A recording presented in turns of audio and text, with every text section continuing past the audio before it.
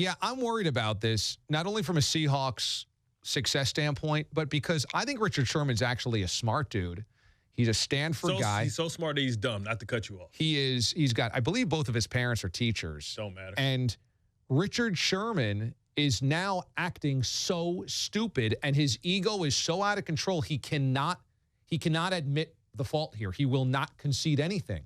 And so then let's play the next soundbite where he's getting into it at the podium with Jim Moore, a sports talk host in Seattle. As this is over and wrapping up, here's Richard Sherman. You might be able to hear this. The audio is a little bit muffled, but Richard Sherman tells him that he's going to revoke this guy's media pass.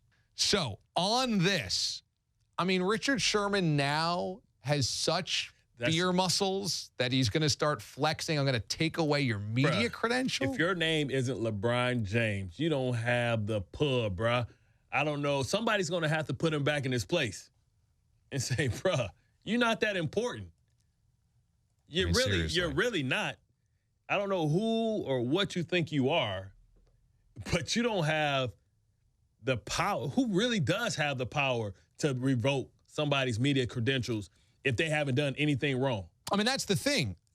This sports host, this radio host is asking a question. Do you really think you're better educated to be calling plays against the coordinator who he feels is trying to win the football game? Right. Which is a totally honest question. Like, do you really think that he's not trying to win and you've got a better grasp on this? Do you know the tendencies, the down and distance tendencies for the opposing team's defense? No, because you've been studying their offense all week. So how do you know what their weaknesses are, what their tendencies are, what their blitz percentage is to certain formations? Or if you were tracking every offensive play call of the entire game and saying this is the sequence that we build up to and this is what we call in this situation. I mean, Richard Sherman might have some semblance of your game plan, but he's not tracking everything that happens and what defense they're in and all of that. He don't know. I tell you what, the hardest thing that I ever had to do is like when you eat 2 Cheetos, you have to sit and you got your hand on one, and it's tough, man. It's tough. You know what I mean? 'Cause I want to crunch, but I keep forgetting I'm on TV. I could move the mic and let you talk. But it's okay, man. Feel free to crunch. It's okay. No. It's the holidays. That's disrespectful to the people listening. Richard Sherman did tweet, I appreciate the role the media plays, and they have a tough job. I let it get personal today. I regret that. Next one should be fun. We call that a backpedal. Okay, so at least he took some responsibility. See, here is the inherent problem also with Richard Sherman getting bent out of shape over the media. The media helped make him a lot of money, a celebrity, and a big contract. You know, Richard Sherman doesn't have commercials unless the media is continually talking him up. And I realize that the media cuts both ways. Sometimes it's fair, sometimes it's unfair. I've been there. Richard Sherman is a household name because he brilliantly used the media. Sometimes that sword cuts the other way as well, man, and you got to be ready for that. Hey, like Batman says, die the hero, live long enough to see yourself become the villain. And he's becoming the villain. Same thing can make you laugh, make you cry. So let me ask you this. Are the Seahawks a legit Super Bowl contender, or is this showing fractures that they're not going to be able to overcome? I mean, they may be able to pull it together. The bigger question is how do they respond to the loss of Earl Thomas? Yeah. And that offensive line is porous at best, and Russell Wilson can't be asked to make magic on every play. And when they went to Green Bay and they got demolished, I thought that it would at least be a competitive game, but they melted down. Now, some of the turnovers, I guess, weren't their fault.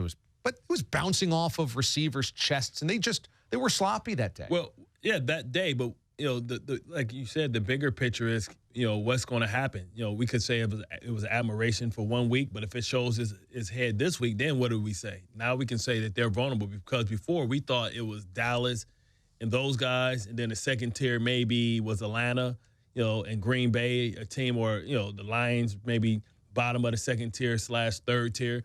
But now they're starting to drop down a tier because now they're vulnerable. Because now Cam Chancellor has to play out of position.